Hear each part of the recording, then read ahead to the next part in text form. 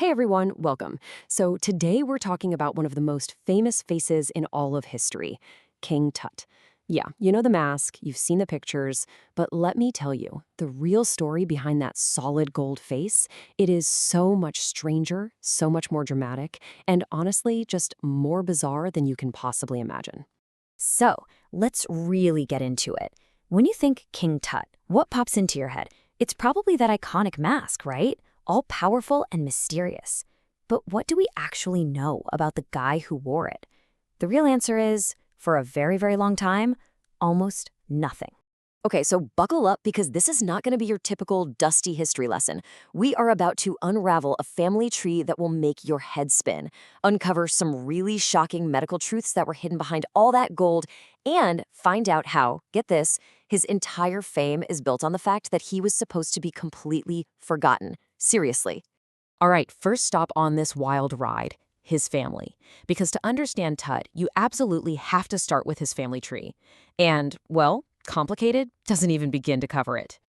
Okay, so look at this. On one side, you've got a typical family tree, right? It branches out, new people come in. But then you look at Toot's family tree, and whoa, it's less of a tree and more of a tangled circle. It just keeps looping back on itself. And the reason for this bizarre shape is a single, very important practice: inbreeding. So why would they do this? The idea for Egyptian royalty was to keep the bloodline pure, to keep power and what they saw as divinity all in the family. But with Tut, they took this to a whole new level. We now have DNA evidence that confirms his parents, the pharaoh Akhenaten and his queen, were full-on brother and sister. So let's just break that down, because it's a lot. His mom and dad were siblings. Then Tut himself went on to marry his own half-sister, Enkisenamun. And the consequences of all this, they were absolutely tragic. They had two daughters, but both were stillborn, likely because of all the genetic issues. They were even buried with him in his tomb. It's just heartbreaking. So that was the family situation, which is pretty intense. But what about Tut himself? Who was the actual boy behind that golden mask? Let's peel back those layers and find out. This is the myth, right? The strong, powerful boy king immortalized in gold. But that's all it is, a myth. Thanks to modern science, things like DNA tests and virtual autopsies, we now know the reality was something else entirely. And honestly, it's pretty sad.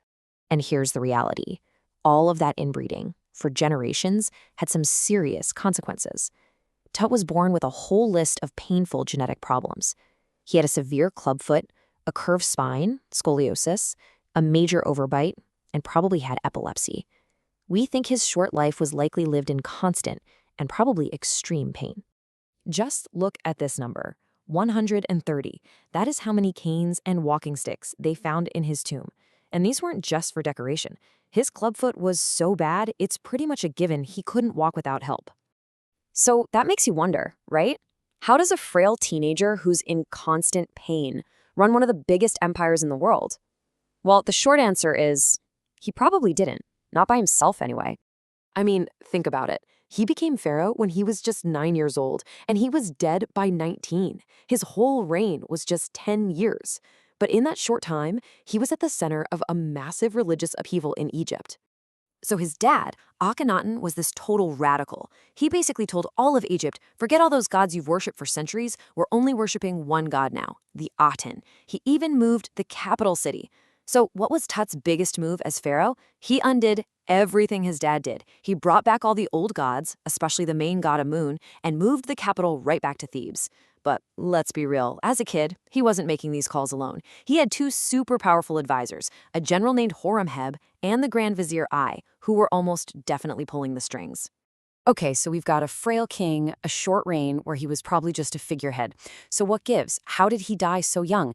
And the even bigger question, how did this pretty minor pharaoh become the most famous one of all time? For years, people thought it must have been something dramatic, like he was murdered or died in a heroic chariot crash. But the real story, what scientists think now, is a lot less glamorous and way more tragic. They think he suffered a really bad leg break. That wound then got infected with malaria, and his immune system, which was already super weak from all those genetic problems, it just couldn't handle it. That's what likely killed him. All right, you can't talk about King Tut without talking about the curse of the pharaoh, right? It's classic. When Howard Carter opened the tomb back in 1922, a few people connected to the dig died over the next few years. The newspapers at the time went absolutely crazy with it, spinning these tales of a deadly curse. But let's actually look at the facts for a second. There were 58 people there when the tomb was unsealed. Out of those 58, only 8 died in the next 12 years.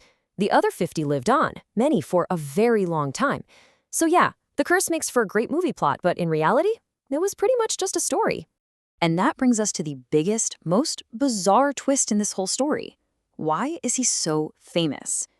It's because he was basically a nobody in his own time. Seriously, the pharaoh who came after him, Horemheb, tried to completely erase Tut from history.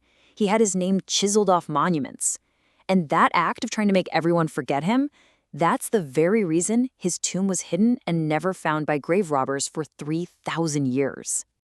I mean, just look at his journey in the modern world. He goes from being literally erased from history to a global superstar when his tomb is found. Then he becomes a goofy villain in the old Adam West Batman TV show. And then, and this is my favorite part, in 1978, Steve Martin has a massive hit song, a comedy song, all about King Tut. He's probably the only pharaoh in history to have a million-selling record. So it kind of leaves you with this one last question, doesn't it? We see that golden mask and all the treasure, and we think that's why he's famous. But is it? Or is it this strange, sad, and incredibly human story of the boy who had to wear it? That's the real reason. We just can't seem to forget him.